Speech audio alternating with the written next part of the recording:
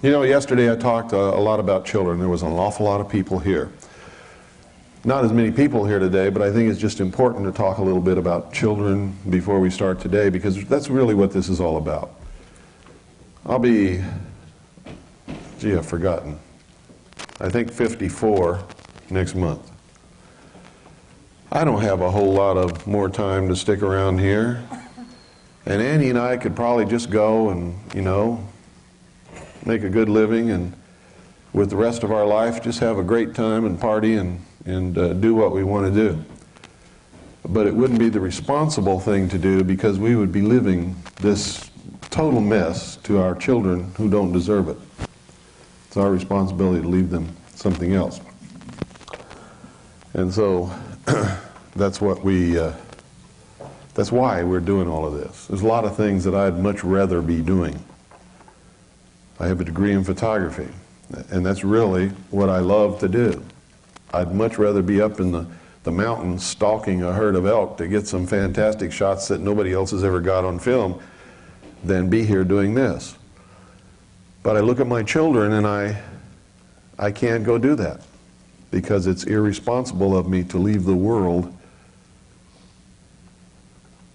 in the condition that it's in for my children to clean up after us. And the way things are going, folks, they won't have an opportunity to clean it up, because by the time they become of age where they could possibly do anything, it's going to be all over. How many of you heard President Clinton's State of the Union address? What did he say? Anybody remember what he said? Huh? For the year 2000, why? To cross that bridge into what? And how did he put it? We're going to watch the sun set, didn't he? And prepare our children for what? The new dawn.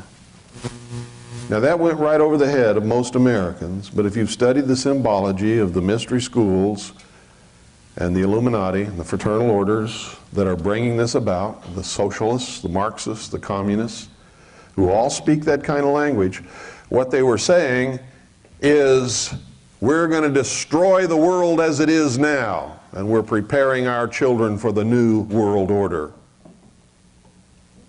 That's what he said. Most Americans didn't understand a word of it, didn't even know what in the world he was talking about. But I did, and a lot of other people did, and every initiate on the face of this earth was sitting there with a big smile on their face, laughing at the rest of us profane fools. Cattle, they think we are. Their conception of us is a nation or world of people who will not use their intelligence, are no better than animals who have no intelligence, and therefore are beasts of burden and stakes on the table by choice and consent, and are our lawful prey. How does that make you feel? How does it make you feel? How many of you have a 32nd degree Freemason in your family? 30 on up know exactly what's happening, and they're part of it. They'll tell you that they don't. They'll tell you that I'm a liar. And you ask them to tell them what they're doing, they can't tell you. They'll tell you some bullshit about their fraternal order existing for the good of the community, and they'll point to the hospitals that they built. Okay? They can't tell you the truth, because what? By the time they've gotten to the 30th degree of the Scottish Rite, and this is just one organization I'm talking about, there are many under many different names, where at the highest levels they are actually members of the Illuminati, the illumined ones, the initiates, the guardians of the secrets of the ages. They call themselves many different things. They've taken 30 different oaths that they will never disclose the secrets of the order. Blood oaths on penalty of death. And you say, hey, what about these oaths on penalty of death? Oh, those don't mean nothing. They're just, ceremonies. How many of you believe that grown men put on robes and walk around in secret rituals in temples without windows and take blood oaths and don't mean it? How many of you believe that? And if they'll take those oaths and don't mean it, will they mean the one where they have their hand on the Bible? Of course not. They're lying to you. They are liars, chronic liars. One of their ceremonies and oaths give them permission to lie, if it protects the secrets of the order and tells them it's okay. Now, it's important that you know this symbolism so that you understand what these people are talking about. Because Clinton was talking to the nation in the language of these secret orders, and it went right over everybody's head. They didn't even know what he said. And he gave the timetable. What was the timetable? No, he said it in days. 1,000 days, didn't he? Recently at a press conference, Sarah McClendon asked him a question. How many of you saw or heard that or read about it?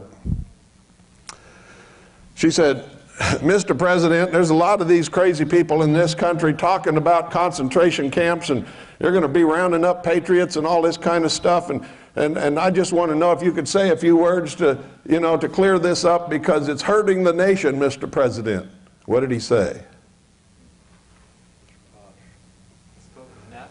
No, he didn't say it's posh. He did not deny it. What did he say? There is no freedom. What he said, folks, is this. He says there's some substance to that. And they can talk all they want to. We're all going in to the new century together, whether they want to or not. Direct quote. Now, how clear does it have to be before somebody wakes up?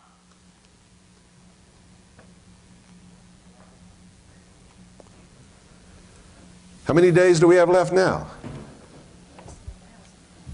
See, I told you yesterday, I'm not nice to people anymore. There's no time to be nice. No time to stroke you and make you feel good. I got to wake you up quick. And I got to get you ready to fight for your freedom, or you're going to make me a slave because you won't fight with me. Or you'll make me dead because I'm the only one fighting. I don't like those odds. But whether you're with me or not, I'm going to fight for my children. They're talking to us clearly. We don't hear what they're saying because we don't understand the language. We don't understand. How many of you saw the movie JFK? How many of you understood what was going on in that movie? How many of you understood that Oliver Stone told us who killed John F. Kennedy in that movie in clear language? And how many of you understood the message and can tell me now who did it? Not a one of you. Isn't that amazing? How many of you listen to my show on a regular basis and understand some of the symbology? You should have spotted it immediately. He told us who killed the president in that movie. He knows. That's why they came down so hard on him about that movie. Not because he made that movie about the CIA was involved, but because in that movie he named the killers of the president. And all of those who participated in that murder understood what he said. The rest of the nation didn't. And it scared them, because there's people like me out there teaching you the language. It scared them. Oliver Stone scared them. Now, you all saw in Dealey Plaza yesterday, what was there? Those of you who were here yesterday. The obelisk. The penis of Osiris.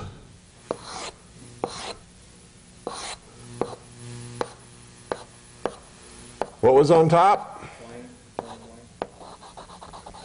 The eternal flame. It's divided into 14 blocks, right? I'm not going to put exactly 14 here, but you all know that, right? Right next to it is what?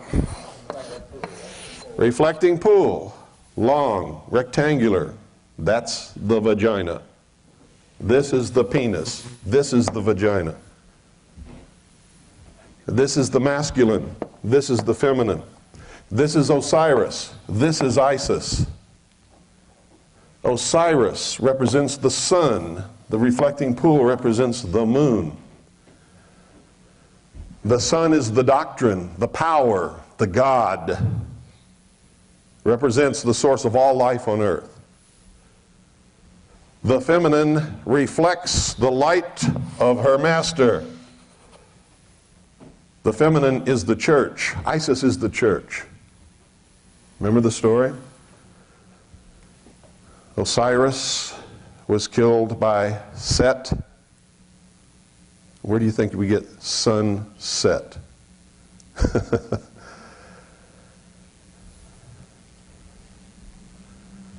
Osiris was killed by Set, chopped into 14 pieces. His body was scattered all over the kingdom. That represents the death of the true religion. The religion of science, the religion of the mind, the religion of ancient Babylon. Was killed by what? What was it killed by? Who killed it? Nobody knows? No. Who destroyed the ancient pagan religions? The Christian religion. Christianity. And Christian kings and queens.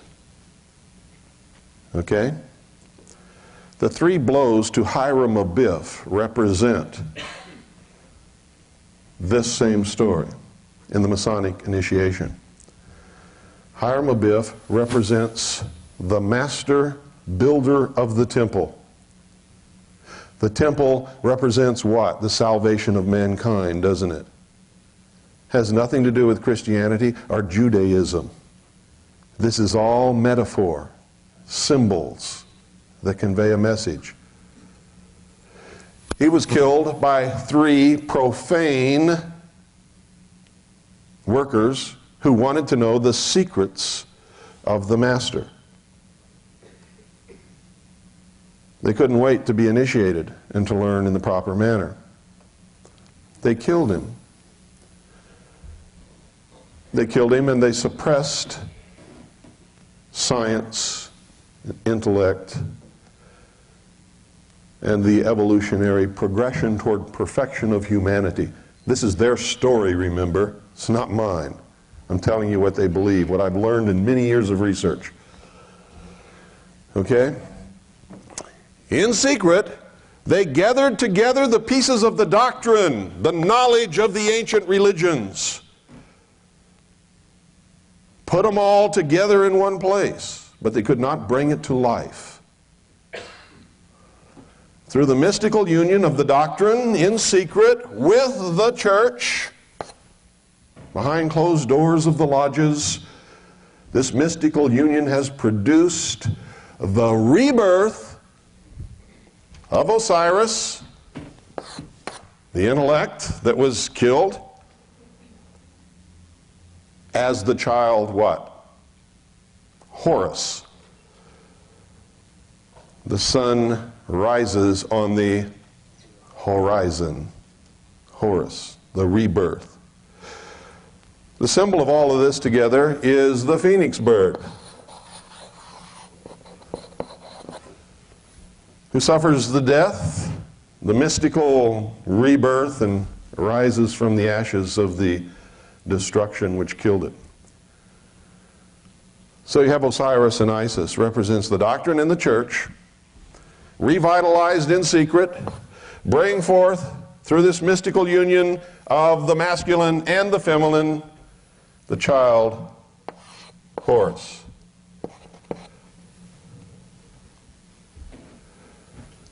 The child Horus is the full body of initiates, the adepts,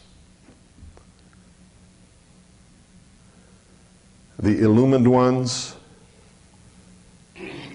the priests,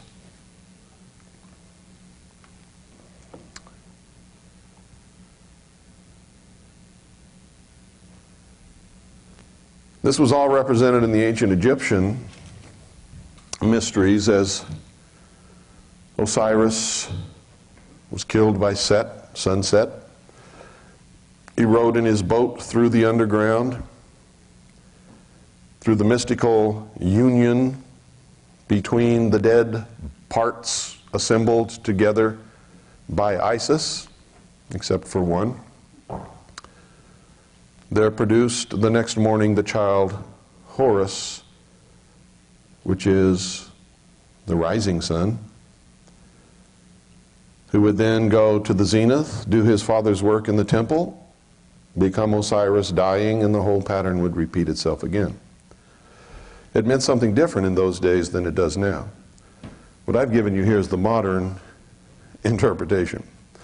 And these people have one goal. They have a great plan to unite all humanity on this earth in one world government, eliminate all existing religions, and put shackles on the mob. That's their goal. They're sworn to that. Everybody in America looks around for the enemy. They can't ever find the enemy, because the enemy is your mothers, fathers, grandfathers, brothers, sisters, uncles, aunts, and friends next door who belong to these secret orders. Freemasonry, AMORC, the Rosicrucians, the Knights of Pythias, the Knights of Malta, the Knights of St. John of Jerusalem, and I could go on and on and on and on. The ones at the lower levels don't know dip about what they're involved in. They're the fools. The ones at the highest levels are members of the adepts, the Illuminati, who work behind the veil, who are the 1,000 points of light to bring this to fruition all the time.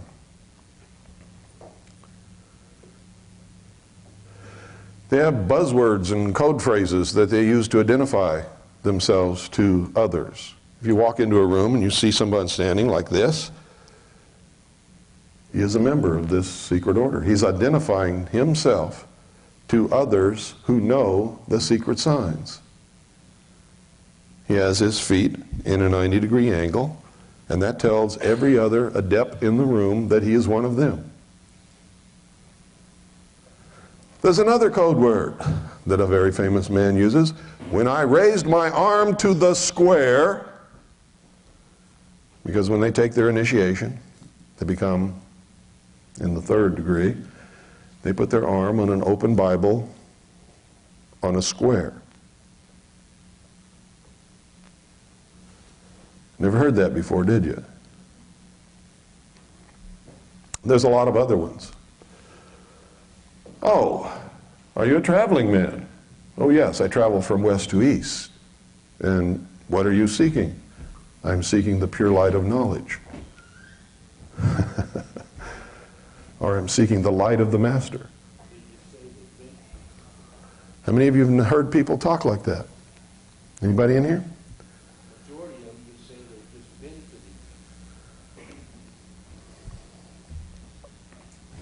And they're always going from west to east. Why? Where does the sun rise? In the east. In the lodges, where's the source of knowledge and society come from, civilization? The east. Always. Why does the master of the lodge have his chair in the east? He represents the rising sun, the new dawn, the golden age. See, when Clinton made that statement to the Congress and to the world, he was delivering a message. We're going to reach the fruition of the work of hundreds and thousands of years of our secret order, and we have 1,000 days left until its reality. And we are preparing our children for the new dawn. That's what he said.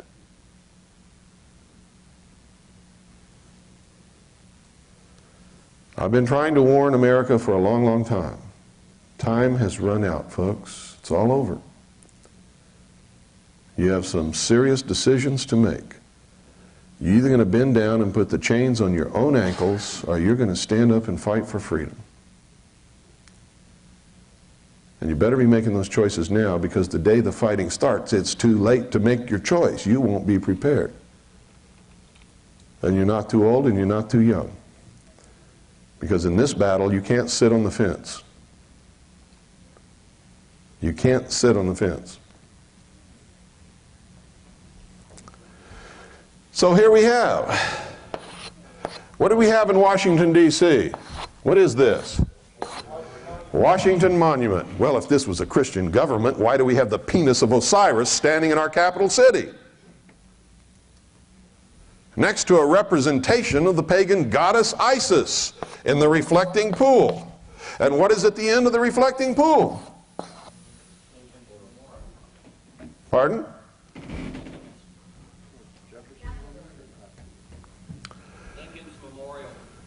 Well, I think you all better go home. There's two ends of the reflecting pool. And I think you better take a good look at a map of Washington, D.C. and find out what's there. Okay? That's your homework.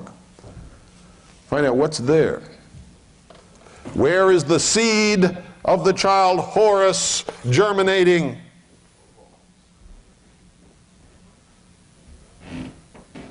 And producing the New World Order.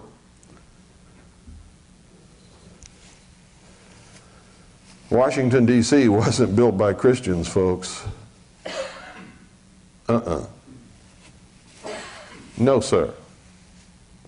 And no, ma'am.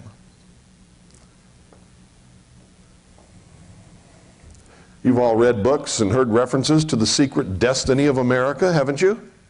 What do you think they're talking about? Huh? What do you think they're talking about? They're talking about what I'm teaching you right now.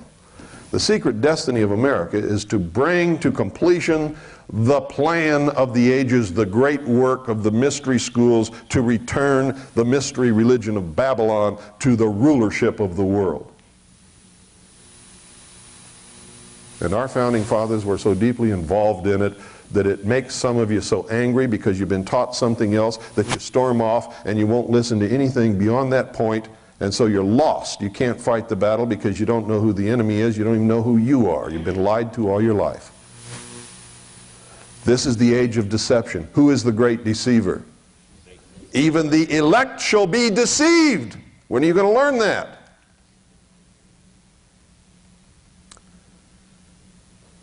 How can you claim to be the elect if you're a Christian and then get insulted when I tell you you've been deceived? Your own book tells you that. You've been lied to all your life. All of us, not just you, me, everybody. I wasn't born with this knowledge. Most of my life was spent in stupid occupations and endeavors that meant absolutely nothing to anybody anywhere except in my silly mind.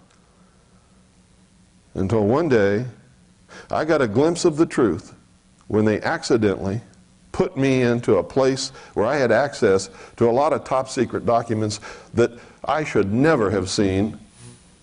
And all of a sudden a light came on in my head, and I spent the next 20 years trying to figure out what it all meant.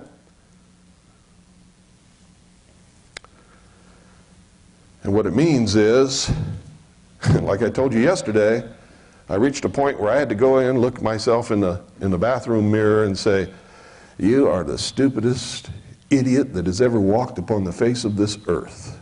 And you got to stop it right now. And there's nobody who's going to escape that. And if you haven't done it yet, you're going to have to do it someday, because it's true.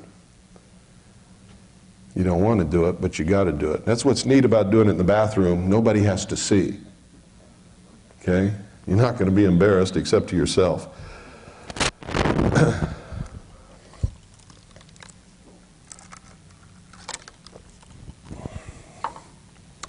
So look at all of this. You know what it means now. You know that they're speaking in a language that you've never understood before. Now you know how to decipher that much of it. Now go back to JFK. Remember when he went to Washington, D.C., and he met Mr. X in the Capitol steps?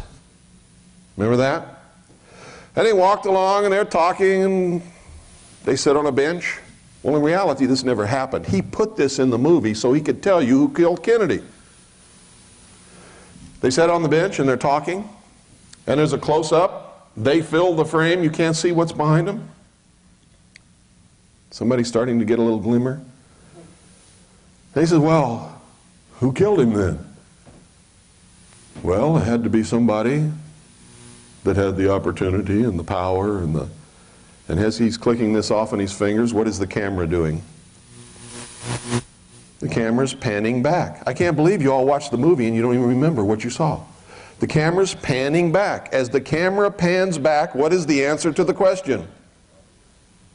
The obelisk is directly behind these two men, and Oliver Stone is telling you who killed John F. Kennedy.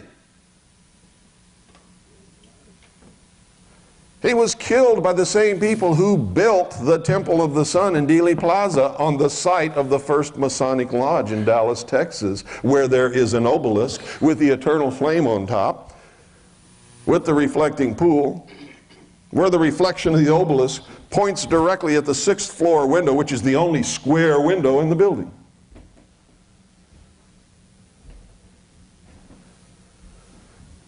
Where there are the 4 quarters of the Temple of the Sun. Dealey Plaza is in the shape of a pyramid with a capstone missing. What is the eye on top of the pyramid in place of the capstone? It's the tunnel under the railroad overpass. Wow! Now is it starting to make sense to you? And how are they laughing at all of us?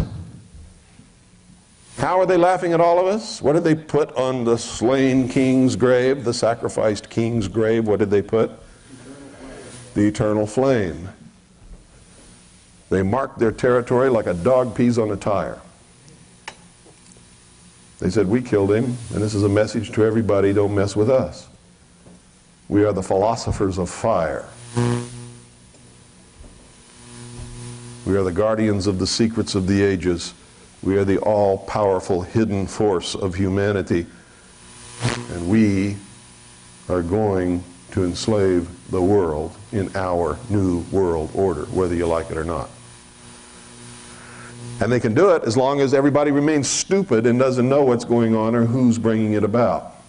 If I had a 30-degree Freemason and a 32nd-degree Freemason in my family, which I thank God I don't, I would knock the shit out of him tonight. And that's the truth. And the same goes for Eastern Star. That's co-masonry. And at the highest level, they're exactly the same.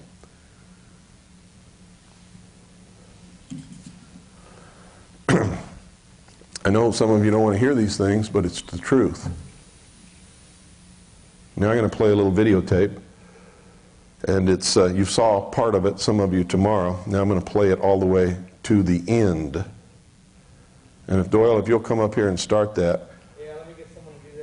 I'll play it all the way to the end now, and you'll get to see what I'm talking about here. You're going to see Dealey Plaza as is laid out. You're going to see what's in Dealey Plaza in reality. You're going to look at it. And then at the end, you're going to see some clips from Oliver Stone's film. And it's going to hit you right upside the head with the reality of the recognition of the lesson that you just received. And you're going to be staggered by it if you really care about what's happening in this country.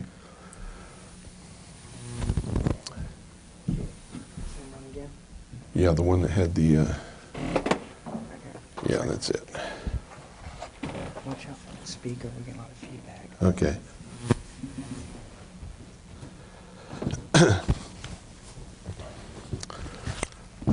I'm going to come down here where I can do that kind of stuff.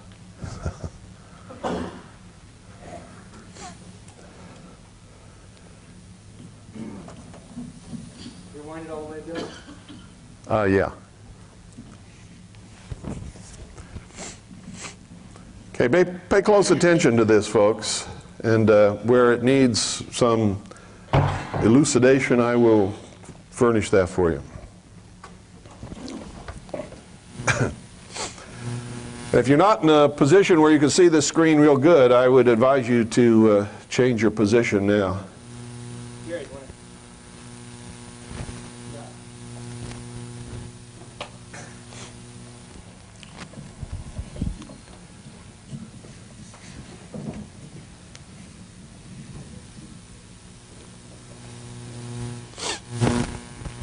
This is Dealey Plaza. You can see that the layout is in the shape of a pyramid with the capstone missing up here. But there is a railroad overpass which creates the eye in the triangle that's normally above it. These are the four quarters that the pencil is pointing out of the Temple of the Sun, just like Stonehenge. If you take these four quarters, this is on a grassy knoll. This is right over here by the obelisk and the reflecting pool. This is right across the street, and then there's another one over here. If you put them all together, it would make a circle right in the middle, just like Stonehenge. This is Main Street here. This is Houston, where they turned right and left onto Elm. The first little X there is where Kennedy was shot in the throat. This is supposedly where he was shot in the back, and this, of course, is where the killing blow, the headshot, was administered. These are the exact same wounds suffered by Hiram Abiff in the Masonic initiation. Blow to the back, the throat, and the head. This is an aerial view from helicopter of Dealey Plaza and a couple of the sections of the Temple of the Sun. That's the grassy knoll. There was nobody on the grassy knoll with a high-powered rifle with a scope on it. It's the corner of Main and Houston. People go to Dealey Plaza every day and walk around and don't see anything. Right over here is the entrance to the parking garage where Lee Harvey Oswald was shot. See, everything took place in Dealey Plaza. It had to. It had to take place in the temple. And what time were they moving Lee Harvey Oswald that he was shot? You see, it always happens at noon. The sacrifice is always made at noon. Here's the obelisk. If you count those blocks, there's exactly 14. There's the eternal flame. If you notice, all the windows in the book depository building are domed. All of them, except for one. The 6th floor.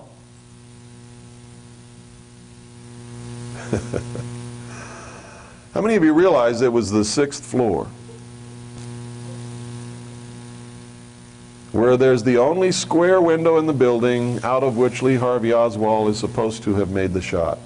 On that plaque you can see that it's dedicated to the First Fraternal Lodge in the city of Dallas.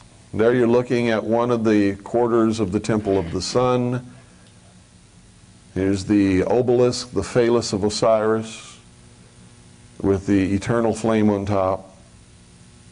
First time I walked into Dealey Plaza, I knew instantly what had happened there and who did it. Nobody had to tell me.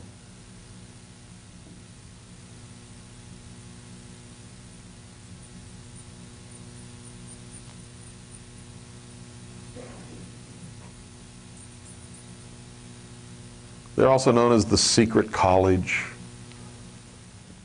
the secret government.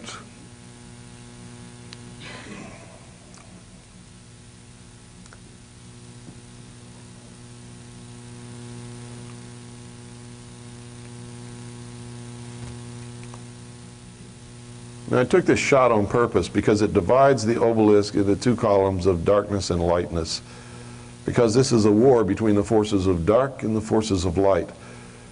But the enemy is the great deceiver, and so he represents himself as the light. This is Isis, the reflecting pool, the feminine, the vagina. The reflection of the obelisk in the reflecting pool points directly to this window. That's the only square window in that building. Even the ones up here have domed tops to them. They keep that window propped open all the time with a little box in there so the public will know which window Lee Harvey Oswald was supposed to have shot John F. Kennedy from. However, he was not up there. This is where Oswald was shot, in the parking garage there.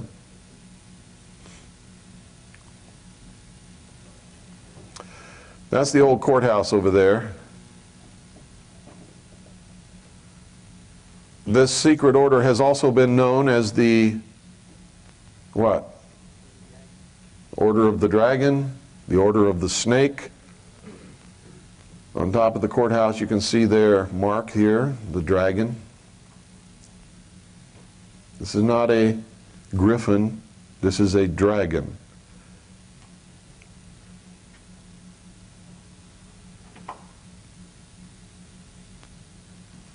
Look at all those people, oblivious. Oh look, a little, let's throw a penny in and make a wish. See where that's pointed to? If you look at the reflection, it's pointed directly at the 6th floor window. Look at this guy, he's cool. Look at her, she's taking her child to teach him something about the Kennedy assassination. See the 2 quarters across here? There's another quarter right over there, right behind those trees. And on this side, of course, on the grassy knoll, there's another quarter. They're marked on the columns by pentagrams, and you can see the pyramidal shape of the plaza. This is behind the grassy knoll looking at the railroad tower. There's the 1 quarter of the Temple of the Sun. I've stood there. No professional assassin would ever make that a point from which to shoot at anyone to assassinate them moving along Elm Street. In the first place, the target is too close. In the second place, there are trees and bushes and signs all along here. You'd have to be more than an expert marksman. You'd have to be Jesus Christ himself to make that shot.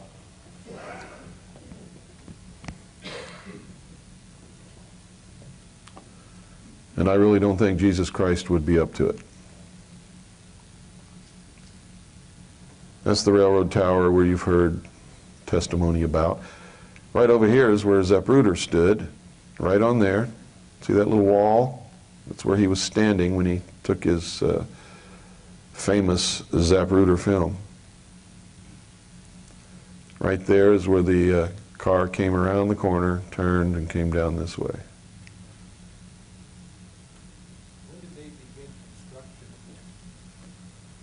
Long before Kennedy was assassinated, this was built. Now, if you go back and read the writings of the adepts of this order, you'll see that there's certain things had to transpire in order to create the New World Order, and one was to sacrifice the king. Another one was to change matter into energy, and all of these things happen on the 33rd parallel. All of them. Why? Anybody know why? Now, as the sun traverses in its path from midwinter to midsummer, it traverses what? 33 degrees. 16.5 degrees on each side of the equator. Isn't that true? Is that 33 degrees? You bet your boots it is. So, it begins its work at 30 and ends its work at 33. Coincidentally, so did Jesus Christ. So do the Illuminati. They begin their work in the 30th degree and they disappear behind the veil at the 33rd degree. And then they have another 63 degrees up the ladder that they can go. Actually 66 degrees. And then from there they can go laterally into the Ordo Templi Orientalis, which is Aleister Crowley's organization, for another 9 degrees. So you may see people who sign their name, and after their name there will be 33, 96, and Roman numeral 9. Those are the highest adepts in the secret orders that are bringing about the destruction of the world as we know it. This is from the railroad overpass.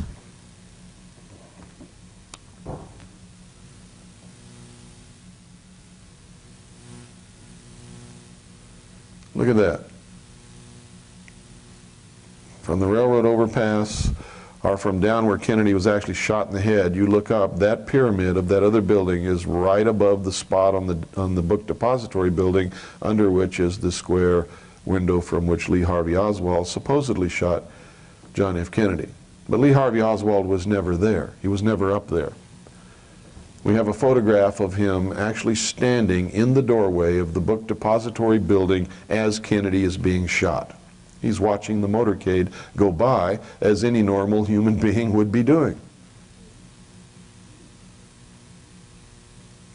Is that the sign that they pass behind when they're driving? Yeah. That's one of them.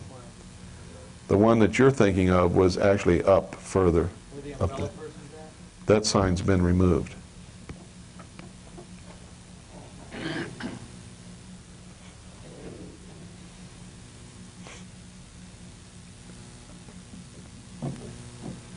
There were also 3 hobos found in a railroad car who were arrested and then let go.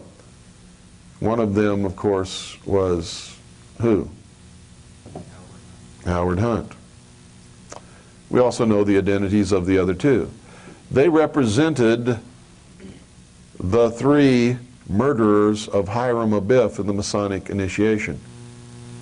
Jubelo, Jubelum, and Jubela. They had to be there because this whole thing is symbolic, it's ritualistic.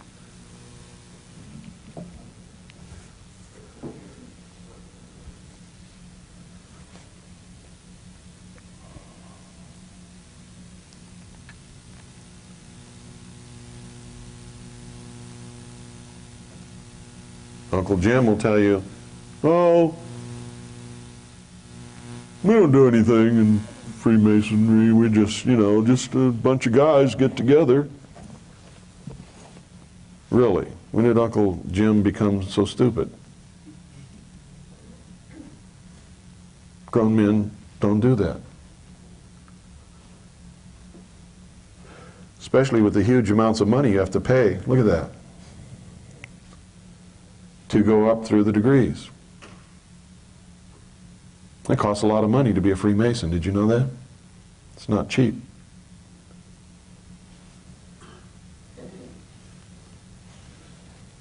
You see in each of those posts, right there, there's a pentagram. Would you point that out, please, the pentagram? It's on the posts of the sections of the Temple of the Sun. Everywhere there's a post and the top member crosses, there's a pentagram. When it went in there for that close-up, you could have seen them very clearly.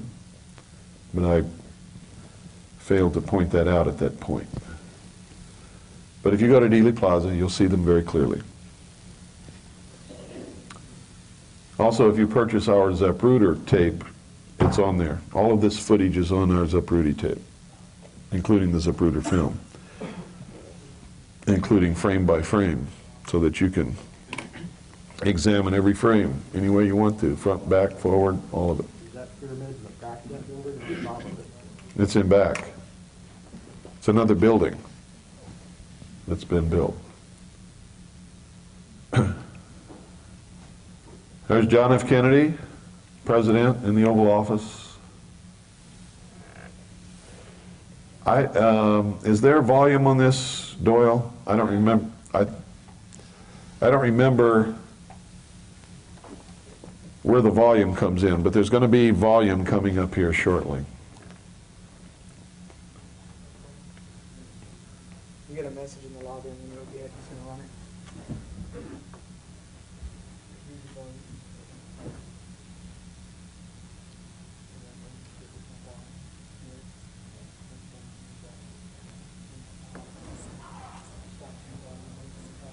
In 1974, they had a big white circle on the window of the book depository. When I went by it, did that have any relevance?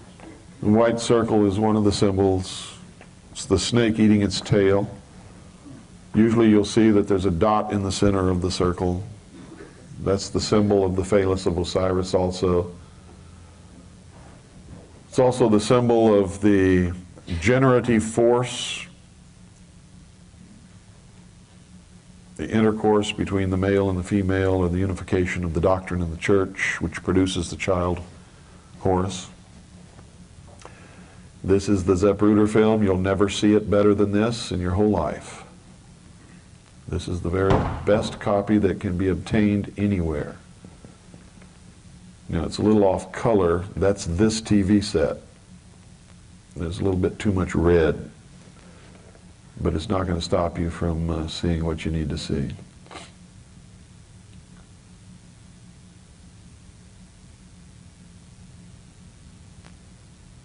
She wasn't retrieving a part of his skull on the deck of that limousine. She was trying to get out of there. See that white car under the underpass?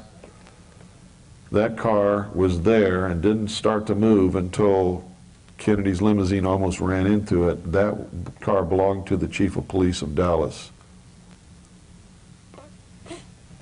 I should say the Dallas chief of police.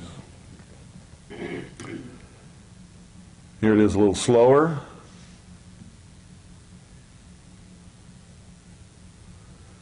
Now, the reason a lot of the frames are blurred, people complain about this, nobody can do anything about it.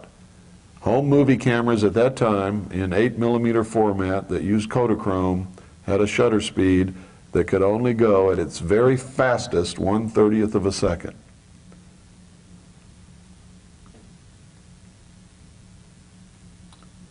So if you're hand holding any camera, I don't care how good you think you are, and you're shooting at 1/30th of a second, you're going to have most of your photographs come out blurred,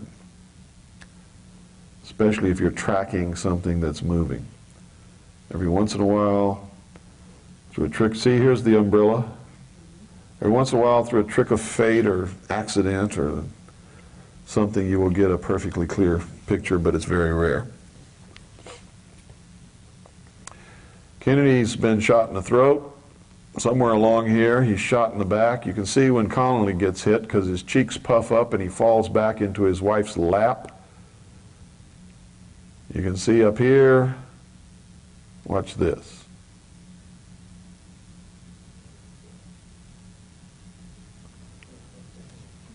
It appears that the driver turns around and shoots Kennedy in the head. Shortly after that, you see a big flash here. When you slow it down and examine the whole frame, you'll see glass shards falling down, which appears that a bullet hit the windshield, and we know that one bullet did hit the windshield.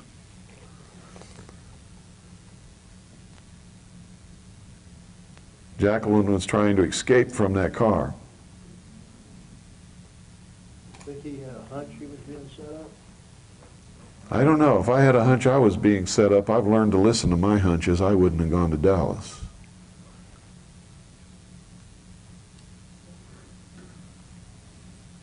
And I don't think John F. Kennedy was a fool. He certainly didn't impress me as being a fool. So I don't think he had the slightest idea.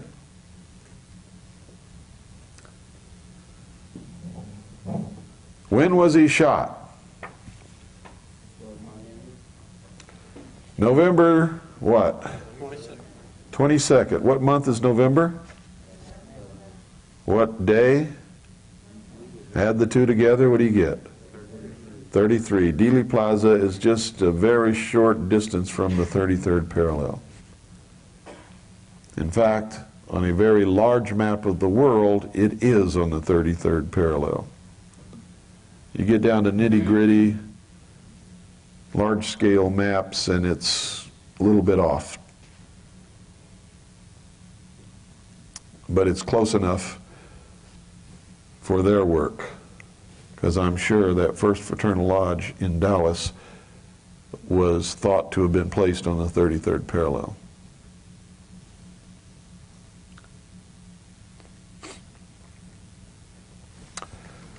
These are just some frame-by-frames. You see, these guys aren't too concerned the president's been shot. Oh, ho, ho, hum. Oh, me. Gee, what shall we do? Secret Service. They're supposed to protect his life. Do they look upset? They look concerned? No. Are they doing what they're supposed to be doing? No. What's the job of the driver of a car, of an executive or a president or a member of government when he is attacked? Protect him and get him out of there. That guy in the passenger seat should have climbed over that seat and thrown himself over the president. That's his job. The driver should have got that car out of there as quickly as possible.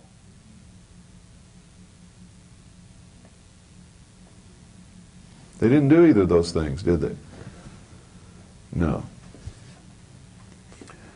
When we examine this very closely, we find some strange things. We find the emulsion scraped off the film here, here, all up here in the front seat. Up here we find, some people say that's a reflection on Kellerman's head, but it's not, because his headline goes right where I'm showing you. Well, I can't hold it steady enough, but right under here. It's actually floating above his head. It's not on his head at all. The emulsion was scraped off here. It was scraped off here. Emulsion has been scraped off up here. This is not chrome. These are the visors of the car. You'll see flesh that appears to throw the same reflection as sunlight on chrome. That's impossible. All of these white places, you see, this is actually where it's been scraped off, not only on his head, but up into the grass.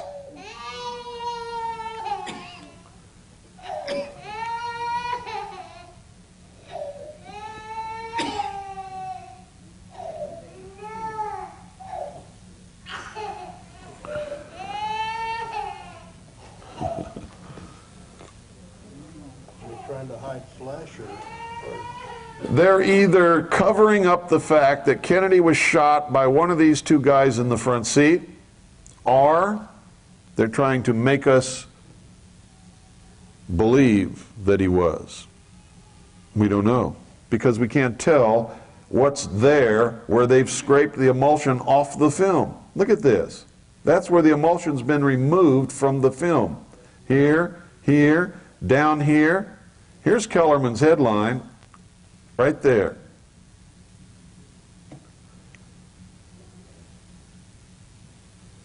Connally made the statement that he saw and felt the shot that killed Kennedy. What we can't see is Greer's right arm. Where's his right arm and what's it doing? Look at this, Kellerman's head, if that's a reflection. See, here's his headline right here. When you blow that up, it's easy to tell.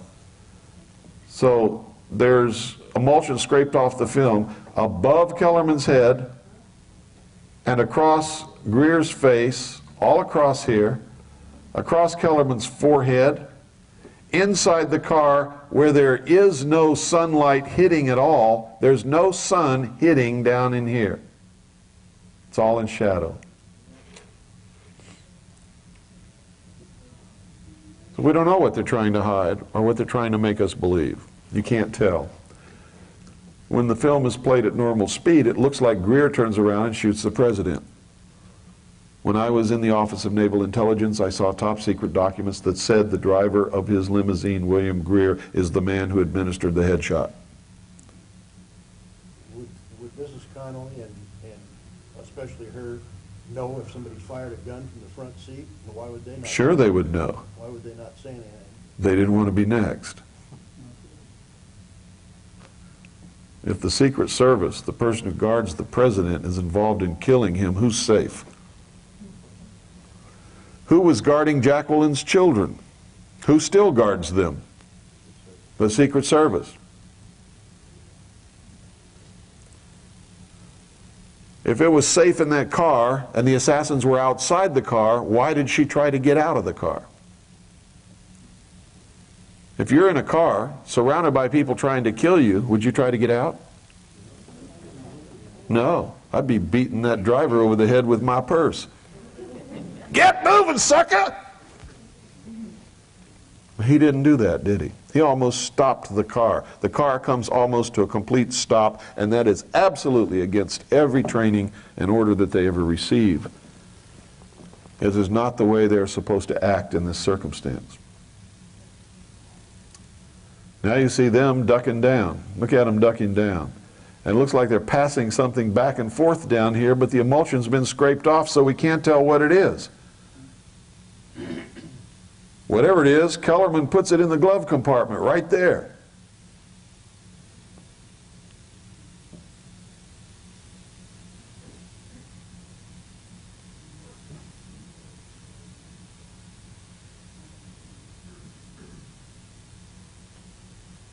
Look at this. This is flesh and clothing. Here's where something hits the windshield right here. See the glass fly? And after they cut, too. Yeah. And that bullet came directly in front of the car. What's in front of that car? Another car parked under the overpass in which the Dallas Chief of Police is with another member of the Dallas Police Department. It didn't come from top of the overpass because there's people up there. And nobody shot from up there. Although there was a train on the tracks up there behind those people who were looking toward Kennedy's car. There could have been men with high-powered rifles on top of those cars with silencers shooting at the president. It's possible. And as soon as the president was assassinated, that train moved out, and nobody ever chased that train to find out if there was or not. But all this is conjecture. Conjecture means nothing, at least in my world. You can throw conjecture out, but don't ever start to believe your own conjecture or anybody else's. Only believe what you can prove. Conjecture is worthless. Yeah.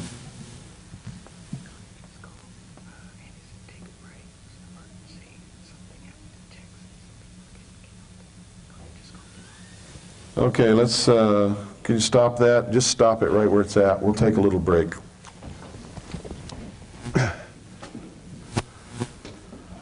ready for one anyway, huh? Here, honey. Call John Pounder right away. This phone number. Let me repeat. Let me read. Yeah. Is Doyle out there somewhere?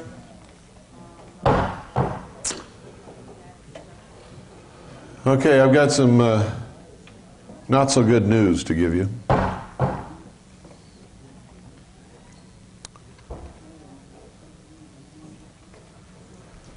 think most of you know by now that I'm the Director of Intelligence for the Second Continental Army of the Republic, which is one of the largest militias in the country. And our people are everywhere. So if anything happens, they notify me immediately. Just a very short while ago, some of the people from the Republic, the so-called Republic of Texas, went into town in Fort Davis in a van and were arrested by the sheriff.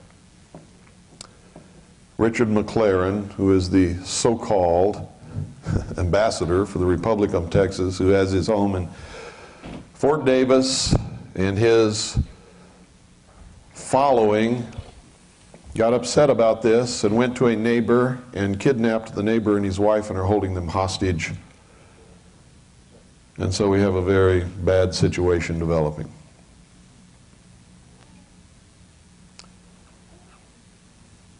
The official position of the Second Continental Army of the Republic, I have just spoken with the commanding officer on the telephone, is that since they have taken hostages, we cannot support them in any way whatsoever. They have done a no-no.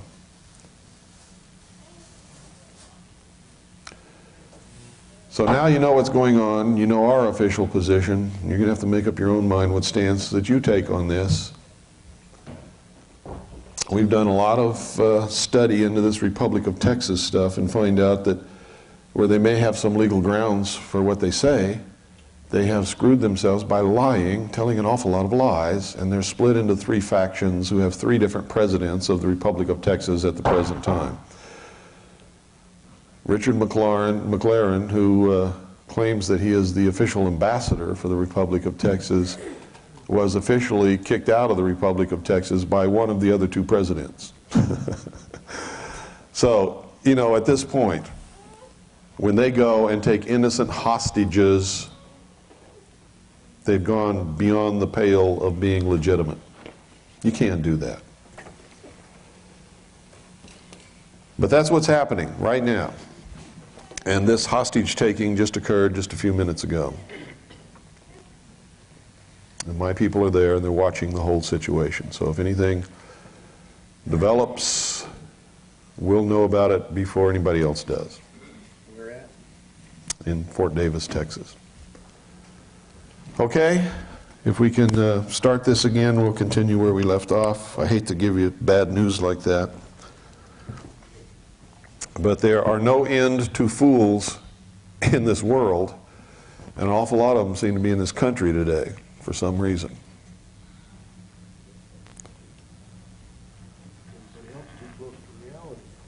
Yeah. Who's the video expert that we had? Has he disappeared? Could somebody, does anybody know where they're at?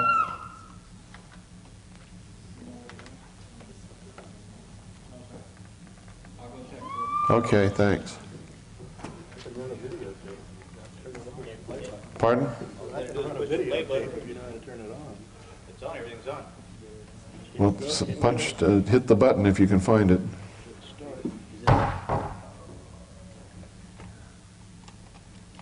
See, it's not so easy, is it? Big round knob up there that says play on the big. Ah, here he comes. Here comes the expert.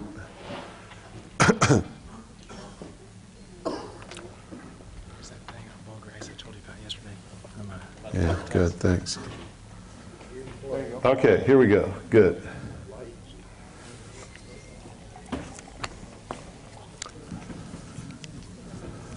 So, we continue. You can see in the back seat now, you can see there's nothing's been done to Kennedy or Jacqueline at this point. Now, do you think in just a second's time, all of a sudden, they're going to be reflecting light like you never saw before in your life? Look, watch this. He's hit in the head now. Whatever hit him in the head isn't just a projectile, it exploded. This is an explosion that occurred upon impact. Now all of a sudden you can't see the wounds. And now all of a sudden there are great big reflections here on stuff that should be covered with blood and things that are not reflective. They've literally, once again, scraped the emulsion from the film. They did a very poor job here because you can still see some of the red tint to the blood. It literally blew half his head off is what happened. But see this? This is emulsion scraped off of the film, even into the grass. Look up here. The grass and the curb, the emulsion has been scraped away also.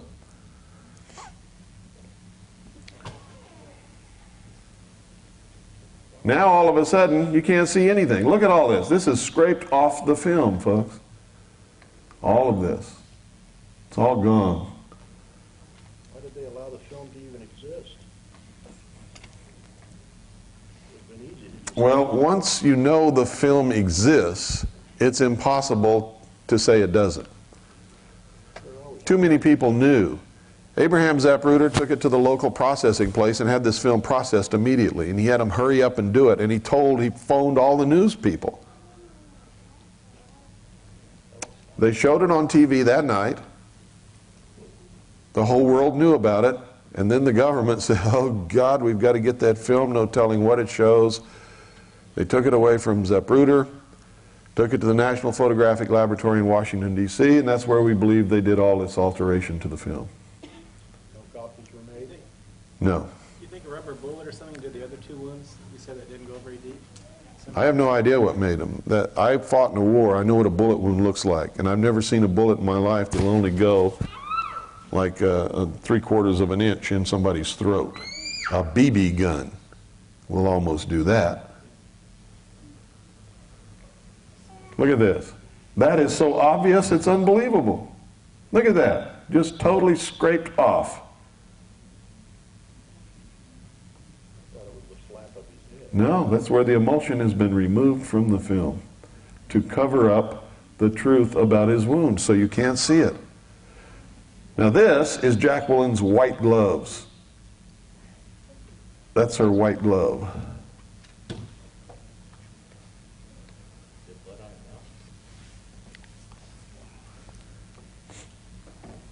She has blood all over her. Look at her. Look at the horror.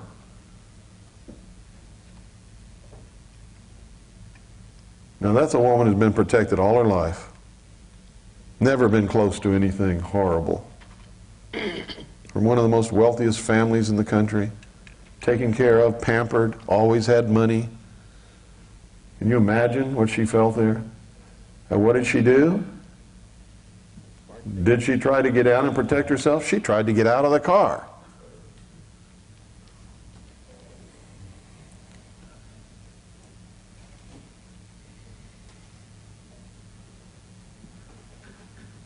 Connolly's laying down in his wife's lap, yelling, "They're going to kill us all." She said, "Not me. I'm leaving." "Stay if you want to. I'm getting out of here." Now look at the deck. Look at the rear lid. There's nothing there. These two things are antennas. They're supposed to be there. These are handholds for the Secret Service. There's nothing else on the deck of that car. There is no piece of his head. She did not go back there to pick up anything. It's a lie. You can see it. Anybody see anything there that's not supposed to be there? Anybody in this room? No, because there isn't anything. You've been lied to for years by people who tell you that they're experts telling you the truth, like Bob Groden, one of the biggest liars that's ever lived on the face of this earth. He claimed he was the world's leading independent photo analyst, and he analyzed the Zapruder film. He never told you that it was doctored. He never told you that this brake light right here was opaqued, which is a common term for blocking out the passage of light through film. You can see the other brake light right there, it's clear as day. Both of them were working fine. This one's been opaqued. Because normally when they show it on television, you can't see that brake light. They did a quick job, a very quick job, blew it up, made a copy, and gave it for use on television, where you only saw that brake light. They didn't want you to know that the driver of the car, against all orders, was stopping the car instead of speeding it up. That's why. He didn't tell you about all the emulsion removed from the film on Kennedy's head and in the front seat and the driver and the face and the head of Kellerman and Greer. He didn't tell you any of that. Said he lied to you and said she went back on the deck of that car to pick up a piece of his head. Bob Groden is a liar. I've said it publicly all across this country. I've said it to his face. He hasn't sued me yet, so it must be true. Well, had the driver sped up, she wouldn't have tried to get out of the car either. Well, I don't know. If the guy that just killed my husband and shot the guy that was riding with him in the car was in the car with me, I'd try to get out of the car. Well, the fact that he slowed down to stop, she paid back to the station. No, they're trained. You see, they go through drills. If the president is assassinated while riding in his car, you will do this, this, and this. They're supposed to get down on the floorboards. The driver is supposed to maneuver the car and do what he's been trained to do to get them out of the kill zone, out of the area of danger, and take them to safety. The Secret Service people following and in front of the president's limousine have jobs that they're supposed to do. They're supposed to pinpoint the direction of the fire and return fire and kill those people as quickly as they can. Yeah, they've done that job in Reagan. They've Yeah. done what they're supposed to do in Reagan. That's right. The man who was in the front seat with Greer is supposed to climb over that seat and cover the president's body with his own. He didn't do it. This is all public knowledge. There's no secret about this. They didn't do any of it. There's the car that belongs to the chief of police. It's parked stationary under that overpass. It doesn't even move until Kennedy's car almost runs into the back of it, and then it clears out of there. What was it doing under there?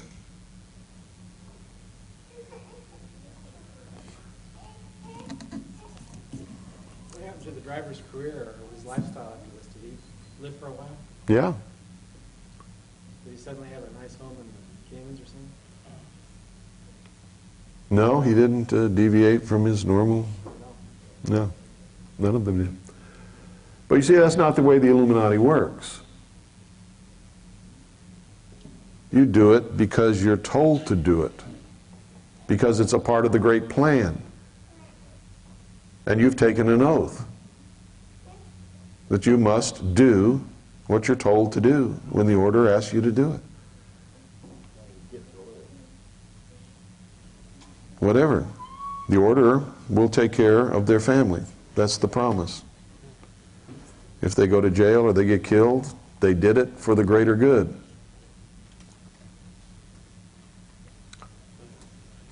See that? That's the actual top of Kellerman's head, right there. This is actual Greer's shoulder, right there. You can see this up here is where the emulsion has been scraped off to either hide what Greer is holding in his arm, which is right there, or to make us believe that he's holding something in his hand. You can't tell at this point. Look at that. That's obvious. You can see the top of Kellerman's head right here. And that emulsion's been scraped up not only on the top of his head, but up into Greer's face. Any photographer can just rip this to shreds. Look at the back of Kellerman's head. You can see the natural curve right here. Look at this. It's all been scraped off up there. People say, Cooper's crazy. That's a reflection off of Kellerman's head. To get that kind of reflection on anybody's head, ladies and gentlemen, would require a whole jar of Brill cream.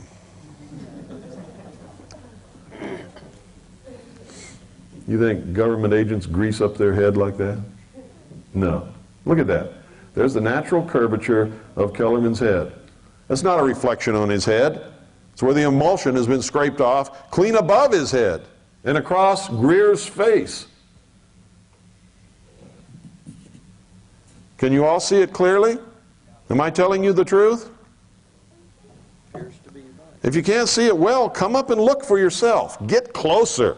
I don't want you to go out of here with any doubts. Well, I can't see it now. You're too late. Got to be quick.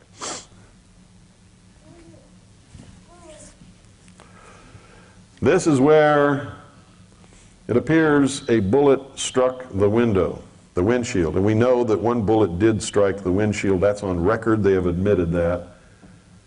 You can see glass fly there. And these are reflections off shards of glass that are flying down beside the car from that bullet strike. Now, a lot of you have seen the photograph of the car in front of Parkland Hospital with the roses in the back seat. How many of you have seen that? Everybody thought that was Kennedy's car, and they said, well, there's no hole in the window. It wasn't Kennedy's car.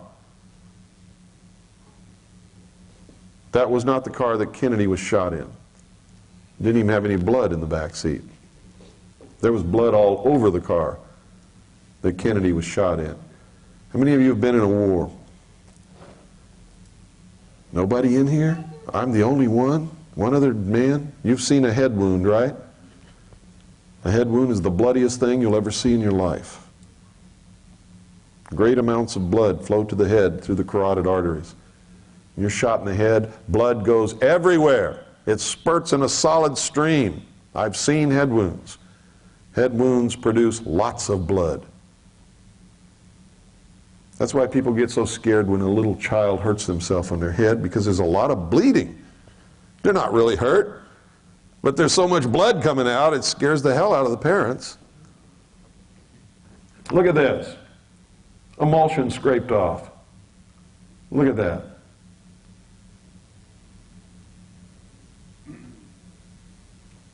Look at it. Scraped off even up into the grass. That's not on Kennedy, that's way up in the grass. And the curb. Across his forehead where the bullet struck. His face. All scraped off.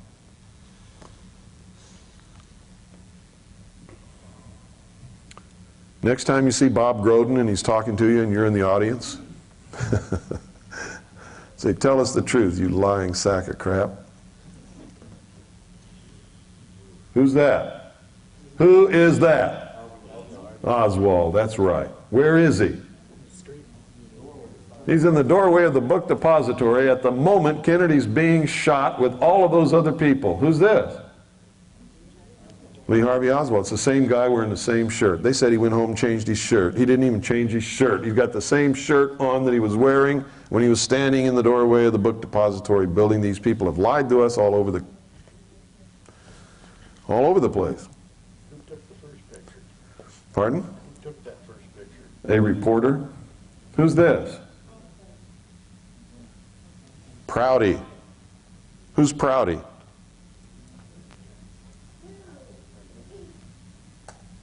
Not for one moment. The cabinet was another country to get their perceptions. Turn it up. Troops were in the air for possible live control. The telephones didn't work to get the wrong stories from spreading of anything. Listen carefully. Nothing was left to chance. He could not be allowed to escape alive. Well, I never thought things were the same after that. Vietnam started for real. There was an era of, I don't know, make-believe in the Pentagon and CIA. Those of us who'd been in secret ops since the beginning knew the Warren Commission was fiction. But there was something deeper, uglier. I know Alan Dulles very well. I briefed him many a time in his house. But for the life of me, I still can't figure out why he was appointed to investigate Kennedy's death, the man who had fired him. Dulles, by the way, was General Wise' benefactor. I got out in '64, resigned my commission. I never realized Kennedy was so dangerous to the establishment. Is that why? Well, that's the real question, isn't it? Why? The how and the who is just scenery for the public. Oswald, Ruby, Cuba, the mafia. Keeps them guessing like some kind of parlor game, prevents them from asking the most important question, why? Why was Kennedy killed? Who benefited? Who has the power to cover it up? Who? Who? He asks the question and he gives you the answer. And it went right over the heads of the whole nation. Did Oliver Stone know who killed Kennedy? You bet your boots he did. He just told you right there. He showed you. Could he come out and say it in any other way and live? No. But he told you, didn't he? He did the best he could. He can't help it if we're all so damn stupid, can he? He knows what I know. He showed you. He told you. He asked the question, how plain can it be? And then he backed off the camera and showed you. Go ahead, let it go. Or I'll tell you what, let's just go into, take that video out and put in 2001. And we'll start from the beginning. I'm going to show you how they communicate all the time, and it goes right over our heads. We don't understand it. We don't know it. We miss it. How many of you saw the movie 2001? How many of you understood what you saw? You understood it? What? Give me the message. Pardon? Basically, where they talked about the sun, where it started to rise. Yeah. And the man was evolved from ape. Okay, good. Rebirth the end of the baby. You got it. But the rebirth was what? As a new race in the new age. And the message was, if you can't make this quantum leap, you can't be a part of it. That was the symbol of the baby floating in space. The birth of the new root race going into the new age. And if you can't make this quantum leap in understanding that we're showing you in this movie, you can't be a part of it. You will be exterminated, rounded up, put in prison camps, used as slave labor, executed, whatever. We'll try to get some use out of you, but you cannot be in the new age with us. The new dawn, the rebirth of humanity. You starting to get the message? Are you really? Because if you don't, you have no idea how important this is. If you don't, you're lost. You won't even understand what happens and why it's happening to you. Yes, sir? What do you mean by root race? Have you studied the writings of Blavatsky or any of the New Age religion, which will be the new religion of the one world order? You need to. Everybody says, I'm not going there, it's New Age stuff. That's the work of the devil. I'm not reading that because it's not Christian. If you don't read it, how are you going to understand it? How are you going to know how to fight the enemy if you don't know who the enemy is or what they believe? You've got to. Okay, back it up.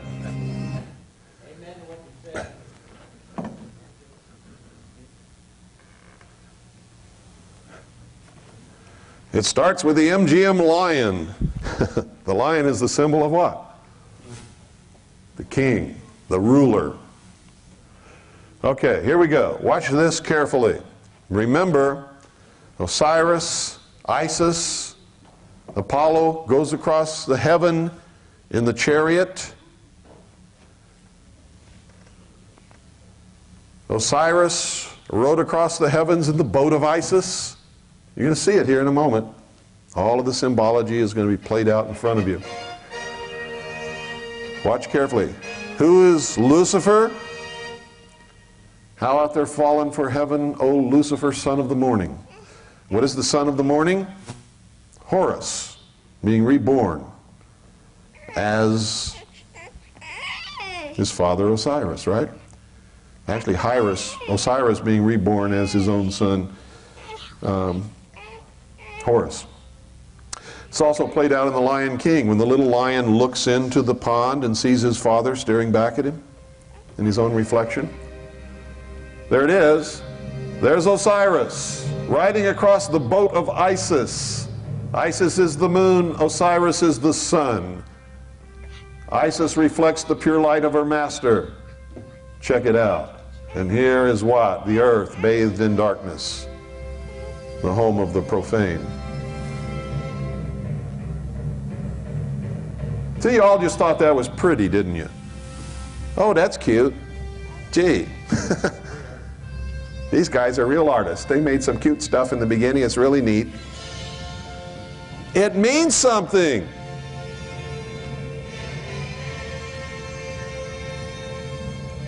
They're showing you the mystical intercourse between the sun, the phallus of Osiris, and the moon, Isis, which produces the full body of initiates. The adepts, the Illuminati. The Illuminati have a god of light.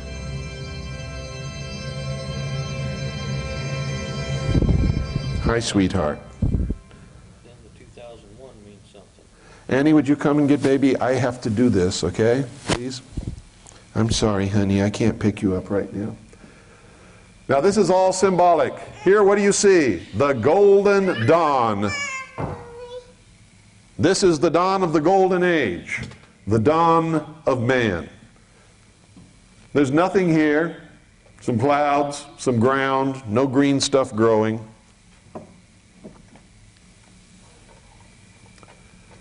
You can hear some insects begin to make their presence known. You see, it's just mostly just a vast desert.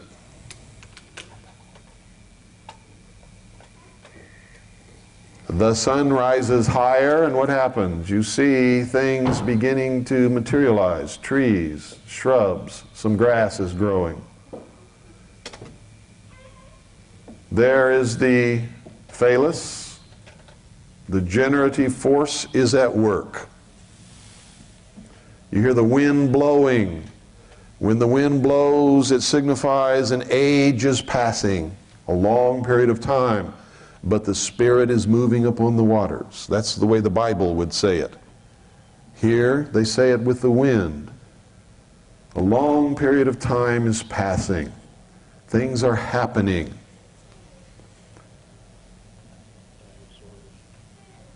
Animals come and go, and they leave their traces behind them. These are epochs. And then this little creature appears upon the scene. He's a peaceful little fellow. He eats nuts and roots and berries and plants. He lives peacefully side by side with the animals that he will later kill and eat. But now it's the age of innocence. It's the Garden of Eden. Nobody's killing anybody here. They all live peacefully together. Occasionally we'll see some grunts when somebody tries to eat what somebody else is eating, but that's about it. And it's daytime, it's peaceful, everything is cool. You can see. Even then, man instinctively knew that life came from the sun. Without the sun, there would be no life. And you'll see the bones, which is the symbol that things live and things die, and this goes on for a while. Life is played out. That's about as violent as it gets. And then something develops toward the sunset. See? It's getting darker. The sun is going down toward the horizon. Carnivores enter the picture and begin to prey on man. And it's always toward the sunset that this dangerous time occurs, because when do animals hunt? In the evening and in the night. The sun is setting now, the shadows are growing long. They go down to get their drink of water before they retire to their cave for the night. They're peaceful. Nice little fellers. They don't sound too sweet, but then, you know, sometimes when I'm a little bit irritable, neither do I. What do the carnivores represent? Danger. The element of danger that man could not face. Man was pretty helpless in that state. Man doesn't have big, long teeth and claws. Now here they are. And another group comes, strangers. Oh my God, they're just like us, but they're strangers. They might even be of a different race. Right? Look, they even look different. Isn't it true that if somebody looks different than you, and you don't know anything about them, you get kind of a little uneasy when they come around you? That's the root of hatred between the races.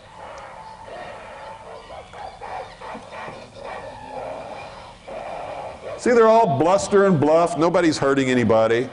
They say, we're here first, we're drinking. Yeah, but you had your drink, get out, we want to drink. Well, why can't we drink together? Because you don't look like me, you sucker. And back and forth and back and forth. And so they go away and let the other guys drink. That's about as violent as it ever got. In the age of innocence, living with nature. But it was dangerous. That's supposed to be the golden age? Yeah, the age of innocence is the golden age.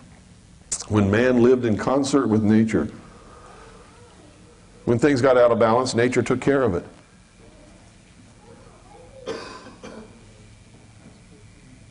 Sun is setting.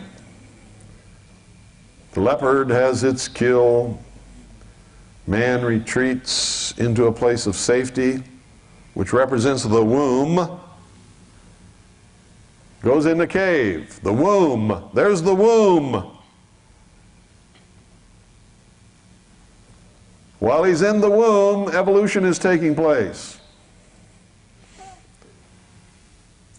It's also nighttime. What happens at nighttime? Huh? The monsters come out. Gets dark, doesn't it? What happens when it gets dark? You get scared if you can't see what's going on around you. And if you were these guys, you'd have reason to be, wouldn't you? Anybody who says they never got scared in the dark is full of crap. It's the normal state of things. Most of us big guys aren't supposed to admit it, though, are we?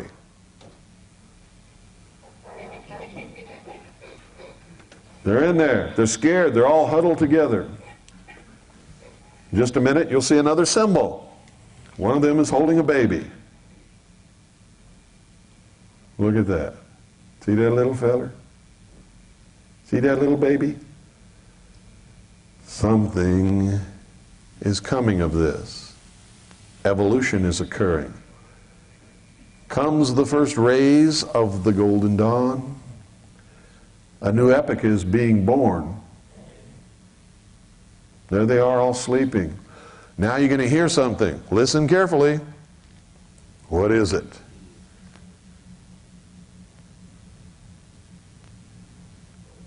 He hears it. You go, uh-oh, something's going on, man. I don't know what's happening. It's light outside. Not supposed to be dangerous anymore. This is weird. Hear that? What is it? Bees. Another symbol of the mystery schools. What does it represent?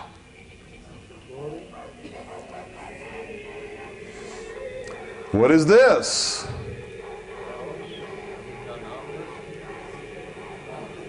It's a monolith. It is the black stone of foundation. The stone of foundation that was here from the beginning. The Bible talks about it. The mysteries talk about it.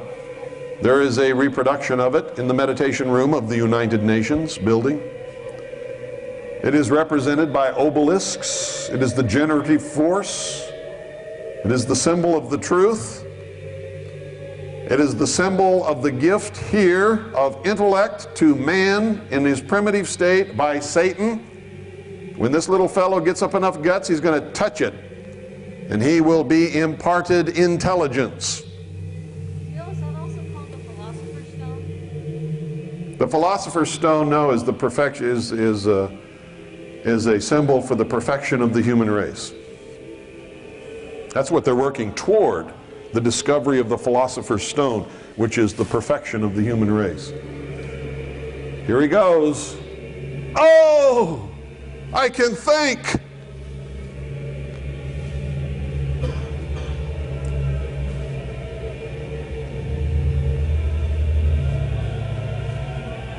See, I've heard so many explanations for this from people who didn't understand the movie. Oh, it was extraterrestrials. Well, what were they doing? Well, I don't know, but it was extraterrestrial, I can tell you that. Yeah, really? Tell me some more. This is the stone of foundation.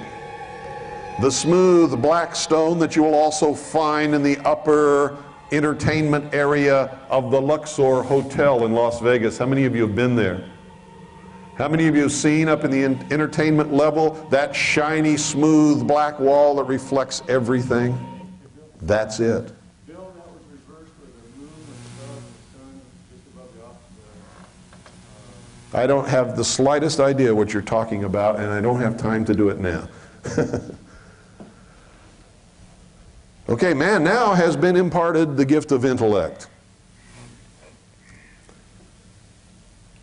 Let's see how he uses it.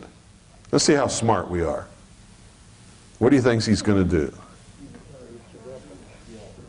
First thing man's going to do with his newfound ability is kill somebody.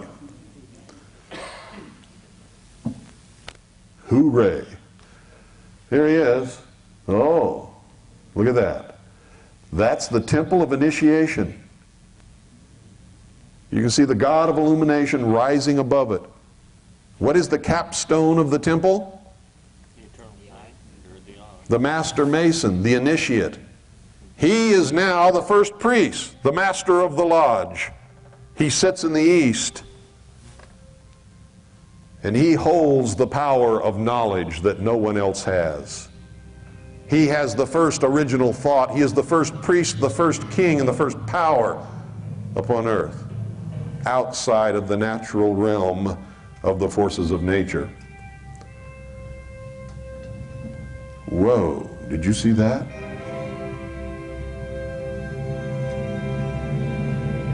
You know what he's thinking?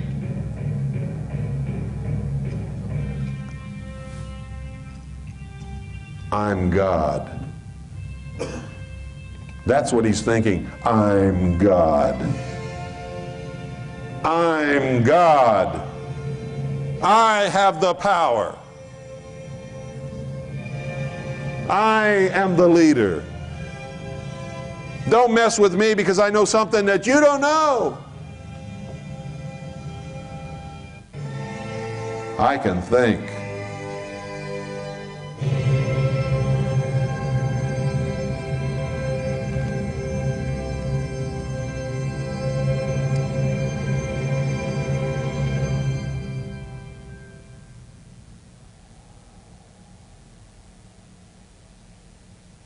Comes eventide.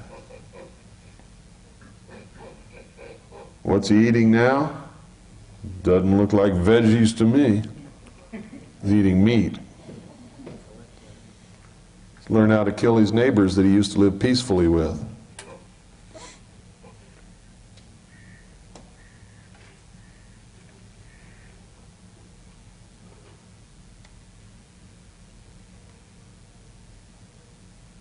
The buzzing of the bees, folks, is the symbol of unity, society, social evolution. You'll see it everywhere the mystery school exists. You'll see it all over the state of Utah. The Mormon Church was founded upon the mysteries. The Mormon Church, in the secret initiatory rites of the temple, practices the mysteries. Joseph Smith was a Freemason, so was Brigham Young.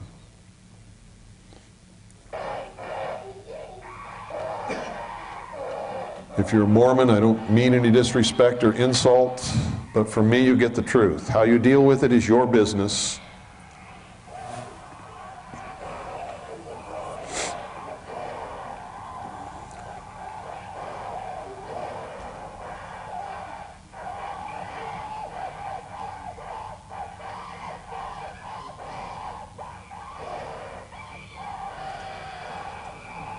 What's the representation here, folks? One group has evolved and the other one has not.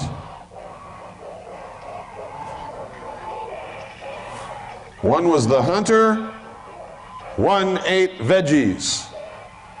What is the metaphor? Cain and Abel. One sacrificed meat upon the altar, the other ate veggies, sacrificed vegetables, right? Cain slew his brother Abel.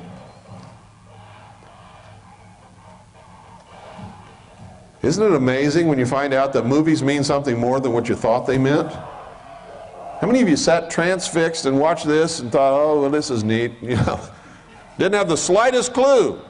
Well, the first time I saw it, I didn't, because I wasn't as smart as I am now. Then I'm willing to admit it. Took me years before I understood enough about the mysteries and their symbology to understand what it was I was watching in this movie. Now watch this. The mind of man evolved. The priesthood hoarded and protected the knowledge until eventually they could produce a space station which floated in space. Can you produce a space station that can float in space? Well, with the help of the secret technology of the guardians of the secret of the ages and the buzzing of the bees, you can. If you're an initiate, if you're given the power, if you have the knowledge of the symbology, if you have the support of the fraternity, the brotherhood of man, you too can do great things. Haven't you ever wondered why some people who aren't even smart at all go so far in life and you who toil and work and slave and are 6 times smarter than them can't get to first base, you're not a member of the club.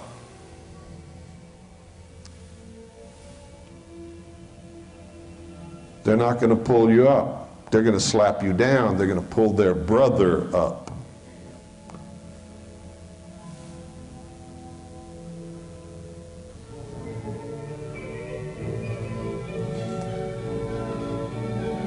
Once you understand the extent of my knowledge, you'll then understand why they hate me so bad, that they tell you such bad things about me, that you really come to these things thinking you're going to see some kind of monster until you find out who I really am.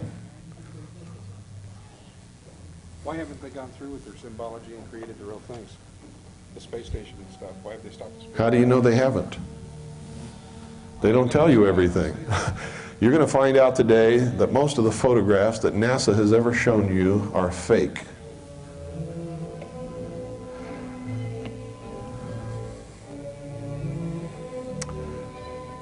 Okay, we don't need to go any farther than this with this. It goes on to show man in this journey through space. Is it about space? No, it's about man. Who survived? Huh?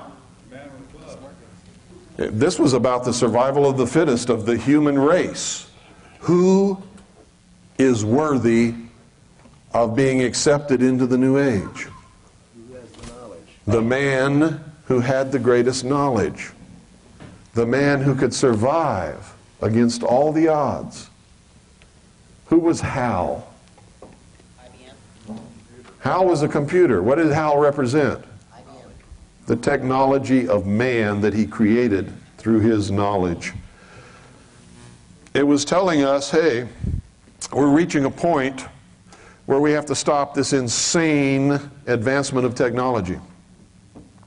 Because we've reached the point that the public doesn't even know yet. In secret, we have created things that can destroy us all. And on the spaceship, could you believe they built this big computer to run this spaceship and they didn't have an off switch? There's no switch to turn this thing off. And this machine interpreted the actions of the astronauts as being against the mission that the machine was assigned to perform, and it began killing off the astronauts. And by the time they realized it, it was too late. There was nothing they could do, and he searched high and low for a switch. There was no switch to turn this thing off. He had to crawl up in the machine and cut wires and pull out circuit boards and all kinds of stuff, and he luckily made it before the machine got to him. HAL. Advance them one letter of the alphabet. What is it? IBM. Were they talking about the IBM Corporation? No. But what was the symbol of technology at that time? Computers. IBM. Right? What happened to him when he reached Jupiter? What did he see floating out in space? The stone of foundation. He went out and looked at it. He found a way to look inside of it, and what did he see? He said it. Another universe. Inside this stone of foundation, there was another universe. A whole other universe. He began to develop the mental mindset, what they call, what do they call it? Huh? A paradigm shift in his consciousness, representing the paradigm shift that is expected of all who are going to progress and go into the new age together.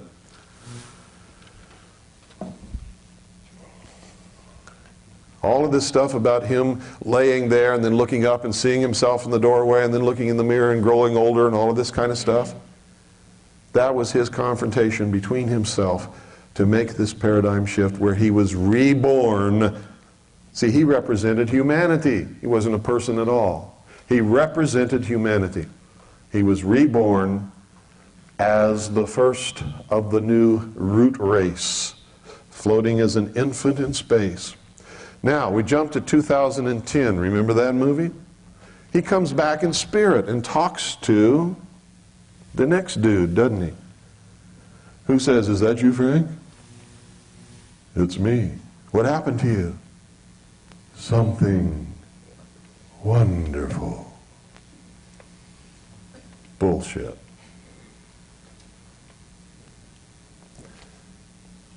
This wasn't a message to you.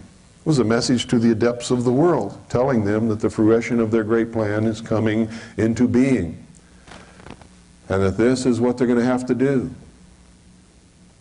Must be a rebirth of humanity, a new world order. What was 2010 all about? It told you how this new world order is going to come about, didn't it? Didn't it show you that? Instead of being separate nations and having a Cold War, we're going to come together, aren't we? And we're going to make this giant leap together through space, which represents what? Humanity together as one, conquering the odds, preventing them from going into their new world order. So the Russians and the Americans and the rest of them on board this spaceship, they do that, don't they? When they get up there, they find the old ship. They re-energize Hal, who's willing to sacrifice himself so that they can get away, now that Hal understands. And they see the stone of foundation appears again and starts to multiply. Where? Across the face of Jupiter. And they're skedaddling out of there because what's going to happen? Jupiter explodes and becomes another sun. And the children of the first sun meet the children of the two suns. Children of the one sun meet the children of the two suns. There was a movie about that, wasn't there? How many of you saw that movie? They communicate in this manner all the time. But it's all about the creation of their new consciousness, their paradigm shift, the new world order. The destruction of the old, the disintegration into chaos, out of which will come the new order. Ordo ab chao. That is the motto of the 32nd degree of Freemasonry. They have it written on everything. Their buildings, their lodges, their books, their badges, their pins, everything. You think it means nothing? Ordo ab chao. To get the new world that they need, they must destroy the old. The phoenix must be reborn out of the ashes. What do you think Clinton was talking about when he said, "We will watch the sun set, and we are preparing our children for the new dawn"? Do you get it yet? Does everybody get it? Do you understand it? Is anybody here who doesn't? Okay, you all get the William Cooper School of Symbology diploma. I'm glad you got it, because it is so important that you get it and that you understand it and that you know what's happening. Because if you don't, you're helpless. You're just another person in the long line of refugees or the dead body beside the road. And you don't want to be that. Right?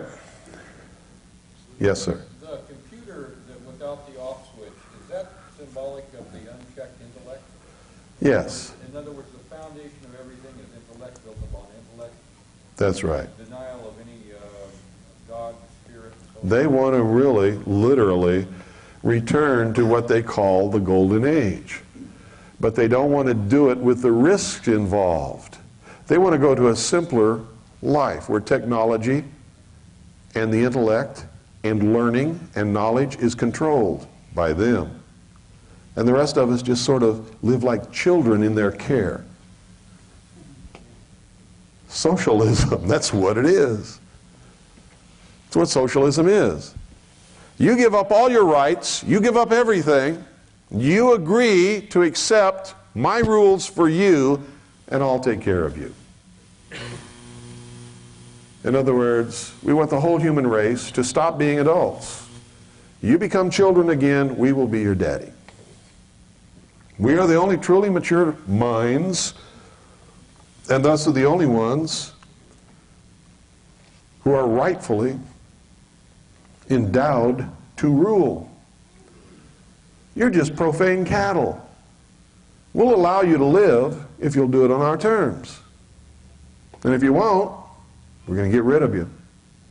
You're going to make that paradigm shift, or we're going to kill you, knock you off, use you for slaves until you die, whatever. We'll get some use out of you if we can. And if we can't, we'll just simply eliminate you. That's their plan. Yes, sir. Gives new meaning to we did it for the children. Yes. It has nothing to do with the children of under 18. It has to do with us children. The children of the new age. Because I keep hearing this children crap. It's Yeah. like, hey, it doesn't ring, you know. That's right. Yes, we went in there with tanks and we killed all those people for the children. To save the children.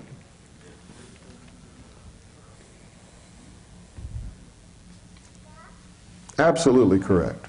Demonstration to us children. It was a demonstration. That's right. Well, it's a good thing they sent in the hostage rescue unit instead of the termination team. Yeah. Okay, now things are going to get a little more interesting. We're going to see some of the technology and talk about some of that. I brought some stuff up here we're not even going to get to. I brought a copy of Black's Law Dictionary. If you don't have a copy of that, you need to get one. They've got them back there on that table. Go buy one today. Because legal terms in a court of law don't mean what you think they mean in your everyday life. The way you use terms in your everyday life have no standing whatsoever in a court of law. If you don't have that dictionary and you're reading law and trying to interpret law or trying to represent yourself in court or trying to understand law or why a court did this or did that, you can't do it without Black's Law Dictionary. You also need something else, a copy of the 1828 version of Webster's Dictionary. Because while all the rest of the dictionaries in the world change, the dictionaries for law and legislation and courts are still the same as they were in 1828. Webster's. Give them the phone number how to get that. I didn't bring it with me. Do you have it? What is it? 1-800 1-800 352 352 3223. 3223. 1-800 352 3223. Call that number and they'll tell you how to get it. You must have a copy of Webster's 1828 dictionary. You'll also notice that everybody tells you there's no such thing as the Illuminati. Look up Illuminati in that dictionary. Get a copy of the Encyclopedia Britannica before 1900 and look up Illuminati and see how many pages they devote to it. See, one of the things they do is when they gain power, they eliminate the evidence of their existence. That's why the older books are the best. They tell you the most truth. The newest books you can buy today will only tell you psychobabble, propaganda, new age, paradigm shift bullshit.